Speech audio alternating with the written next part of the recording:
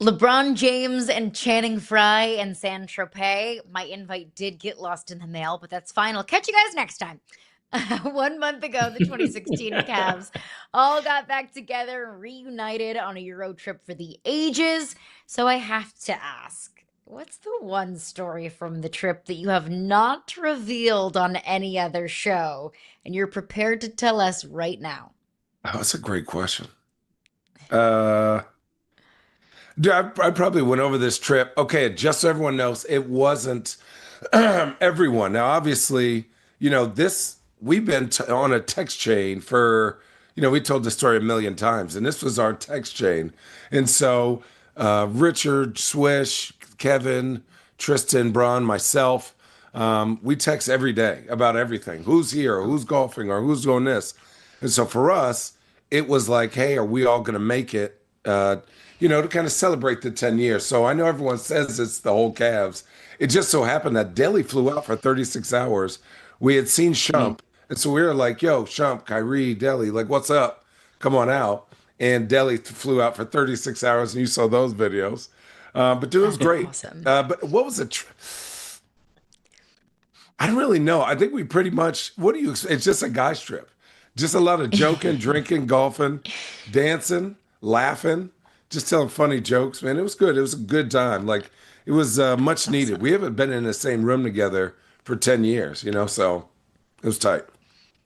Oh, that's awesome. I definitely have a That's couple of awesome. those different text change with some of my fraternity For brothers. sure. You got everybody on one, you kind of got a few people here and there, so I Yeah, totally yeah, get it. I yeah. totally And understand. certain people just don't want to be Um, on it, but I think for us, it was just, it made sense. Kevin and Braun put it all together, and we're like, all right. And then if the Knicks had gone to six, Richard wouldn't have been able to come. So there was right, pretty good right. timing.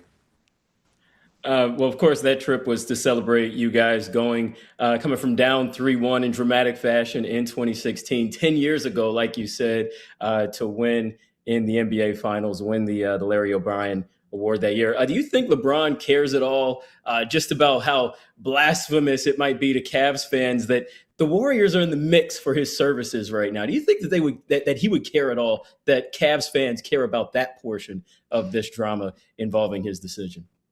No, because when I saw him, I said, don't do it. I said, don't do it. That's gross, right? I think he understands, right?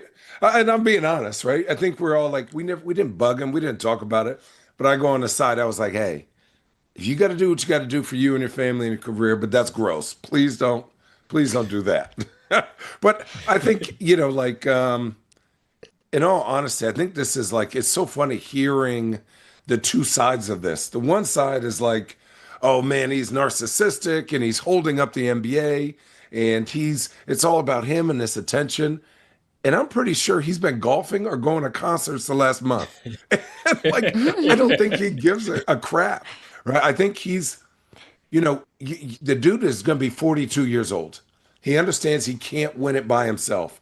So the other part of this is, hey, I want to see what team you put together. I'm LeBron James and I'm going to go there for the vet minimum. So for him, take it as you guys go ahead and do what you have to do. And then, you know what? That looks like fun. I like a lot of these guys. Here's how I can help. Now I'll go to that team. But until then, when's the last time LeBron wasn't doing Olympics or he wasn't going Mm. crazy for trying to be like all the pressure's on me? The pressure's not on him anymore. What vet minimum guy has got this much attention for saying, guys, you go ahead.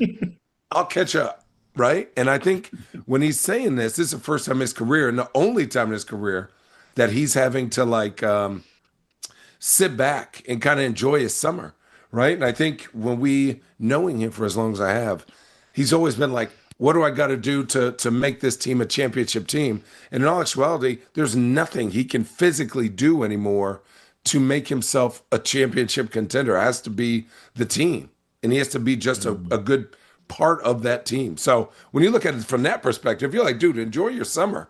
Enjoy your summer. Play some more golf, go to more concerts, hang out, just stay in shape, and I'll see you in training camp. Mhm. Anyone saying it's narcissistic needs to touch grass. All I right. mean, But let the it's man you hate him, go through his process. Right. Where do you think he plays next year? Where do I want to see him play? I could talk. I'm not going to give you a whole chart. I want to go back to Cleveland. It just makes sense. Yeah. Like, I think for me, he's gone, especially with talking to him and understanding, again, I see clips all the time of things, and I agree at times with certain things that people are saying, but they don't get the whole picture, right? He left Cleveland last time because they weren't going to put a better team around him. He wanted the opportunity to go play, played in Miami, won in Miami. Said, hey, Cleveland's team is pretty legit. I like this setup. Let me go back. Won there. Said, hey, the team is going in a different direction. Let me go to the Lakers. Won there. And now, at the end of that 45-year career, excuse me, he's like, you know what? I just want to go somewhere where I'm comfortable, appreciated, and like just kind of finish off whatever I've started. I think the only two options are Cleveland and Miami, but I don't like the roster in Miami at all. I don't like the roster in Miami at all. It's not enough shooters. Giannis plays more of a Jokic style basketball where he has to have the ball in his hands. And then now you're making LeBron James a spot up shooter. Where I think here, him and James Harden would be a pretty good matchup. I even talked to James the other night, and he was like, dog, we're just waiting on big fella. And so I think another thing when it comes to team culture, there's just a certain level of expectation when you have LeBron James on your team. The gym is going to be packed every single night. You're not going to have a dull game. Everyone's going to want to. And yes, he's 42. It's weird, right? I've never wanted to beat up on a grandpa before, but everyone seems to want to beat him up. And, I just think for Jared Allen, for Mobley, for a lot of these guys, they've gotten really close. But having him, even if he's on the bench, even if he's just there around there, it's going to put you over the edge because of your preparation, And we were talking to Pat Beverly yesterday, and he actually kind of said something along the same lines of when he walks in the locker room, it's LeBron James. You shut up, you listen, you want to absorb that kind of energy. So I really like that you said that. But it's more, right? It's more like it practices at 11, he's there at 8. So all of a sudden now, if you were getting there at 10, now you're going to get there at 9. So those 2 hours start stacking. You're 14 hours better, right? You're 76 hours, right? You're 76 hours better by the end of that week. And so stack that up. That's why his teammates get better. It's because he sets the bar so high that you just are like, obviously you're not going to match that, but you're going to try to do better than what you were comfortable with. I love that. I loved all of that. You guys were just talking about the quote unquote narcissism that some people may want to attach to LeBron with this. But the other portion of maybe why this has not happened just yet is his ability and his desire to announce in a certain way. How would you like to see him share this news with the world that he's made his decision on where he wants to go? Honestly, I think at the end of the day right now, he's kind of like, and I am assuming he's not even tripping about it. I think when he sees a team, I really don't, because it's like, again, we're speculating, we're doing this. I don't think he's connected. I think Rich Paul and his team are, right? Well, I know that they are, but I don't think he is. And I think he's finally like comfortable in that space of when I know, and I'll just say it. And it might be a tweet, it might be a this, it might be a that. But if this is actually going to be his last year, then I think it's a big thing. But I think if he's thinking he's going to play another year or two, then I don't think he does it as this huge grandeur. But if it is his last year, it should be pretty big.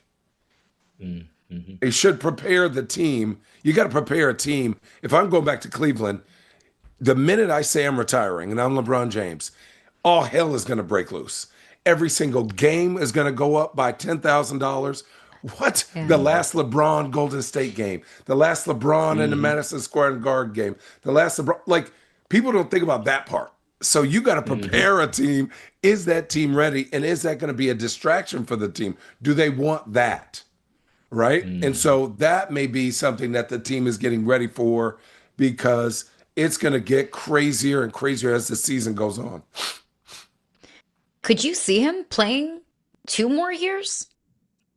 I'll be honest. We showed you video how shredded Delhi was back then. Yeah. This dude has not changed an ounce. Now, he's always going to keep his body right and his mind right, but it's the recovery, right? It's the recovery and the ask.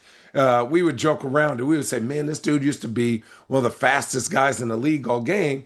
Now we're like, this dude's one of the fastest guys for like 3 sprints, right? Right? It's a lot on the body. And so, again, on the Cavs, what's his ask? When you saw him in the playoffs, he won you a playoff series because he can win 4 games. An 82 game series, 82 game season on a 42-year-old man with this much mileage is a lot. But if you don't need him to be that, then yeah, it's great. Here, LeBron, sit some games. But then if this is last year, you can't sit LeBron. This is last year, and he's going to Toronto or Chicago. He can't sit no game. People are going to be pissed. They're going to burn down the building. Yeah. How That'd special be has crazy. it been? How special has it been to you to just see what he still has been able to do at this stage of his career? And I'm thinking about just the run at the end of this past season and Right. the run into the playoffs at 41 years old to continue to play that way. How special has it been for you to witness that? I think it's more.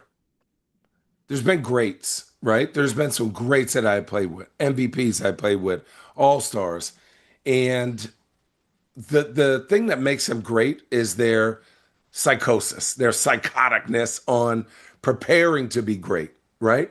And I was telling my son this. It was like, hey, I was I was elite at my job, at my role.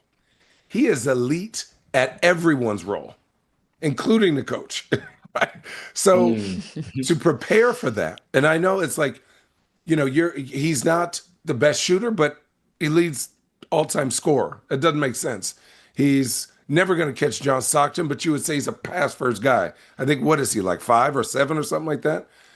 Then you look at how he rebounds and how he defends at times. Now, he's gotten older, so his defense is boo-boo, but when you look at him evolve into what he's doing, depending on his body or what his team needs, and he still equates to winning, that is what we all as boys, and hopefully everyone can see, is that when he plays, he gives his team a chance to win. Is he going to win everything all the time? Nope. But you got a chance, or else this 42-year-old guy wouldn't be making news every damn day. I wouldn't have to answer all these questions. If he was just a player, Right. right? If he was just a shooter or a rebounder or a passer, we would not be having these conversations. But at 42, you could ask him for 3 games to go, I need you to be the best at rebounding, assists, steals, blocks, points. And I'll go, okay, I got you 3 games. That's psychotic. That's psychotic. Before we get you out of here, because we could talk all day long about LeBron Yeah. and Cleveland, but you also spent time with the Blazers. You live in Right. Portland, and yesterday, Jason Quick of The Athletic reported, quote, "The gap between the city of Portland and the Trail Blazers has widened in their arena dispute. Blazers view the city's term sheet as a non-starter." How do you see this resolving? And is there a world where the Blazers are no longer in Portland in the near future? I mean, I came in 2005, so I would have never thought Seattle would not be in would not be in Seattle. I Yeah. never thought the Sonics would never be in Seattle. Here's the deal: two sides, right? Two sides. One, Moda Center is the oldest, crustiest arena in the league. 2, it needs to move. The nostalgic part of it is awesome, and will always be there. Will always be, the '77 Rip City Blazers. Will always be the Brandon Roy years, the Damian Lillard years. But people don't understand how business works in the NBA anymore. You cannot have a standalone arena. It needs to be part of a tiny little city so that the owners and ownership can make money, right? That's where they make money from. You look at Brooklyn moved. You look at OKC's rebuilding it. The new owner of the Milwaukee Bucks spent $8 billion to redo that. Look at every single team has not only the arena, but they buy the real estate around it so that they could build up a little city. Maybe there's a casino, maybe there's some food to eat. There's nothing like that in Portland. So you go to the Yeah. game, you stop and you leave, whether that's a concert, whether that's a rodeo, whether it's basketball, whatever that is, that's not good for business. So you ask a Yeah. billionaire to spend 3 point something billion on something, and then you tell him, well, you gotta make that money back on basketball games. Brother, he gonna be in business till he's 100 years Yeah. old. His partners aren't rolling Yeah. with that. Now, on the fan side, the Blazers are a very unique team because they've won a lot. They've been consistent winners, right? Meaning they've overachieved this year. They overachieved when they had Damian Lillard. They just ran into the Warriors. The Blazer fans and Portland fans want this owner to acknowledge that history of winning, right? To say, hey, we want it to be Blazers, Rip City, but I need to do business things because I bought this. If I buy a house, I don't care if the previous owner liked that wallpaper. I got to change wallpaper. I paid for it, right? They just want to be acknowledged and make sure that that they're respected and the history is respected because there's only three teams here: the Thorns, the Timbers, and the Blazers. So Yeah. he's having to piss off the fans so that he and his partners can make their money back and do good business. He's won. He's won on his side. So, and that's where we're Yeah. in the middle. In the city, we need a new arena. We need a new area. We need something to be excited about. So that's where I'm at. And he could do what he want. He paid for it, right? But I can see them moving. I can see them moving. I can see them Yeah. moving. And But I would, where? But where in the West Coast are you going to move them? If the Vegas team gets there, if the Seattle team gets there, where are you moving this team? So that was my whole big it's a Portland good rant. It's a good question, and I would hate that for Blazers fans, and I hate that for the city Oh, of Portland. But business is business. Channing Frye, thank you so much for thank you stopping by the guys. show. We Appreciate you. appreciate your Thanks for time and having your me. insight.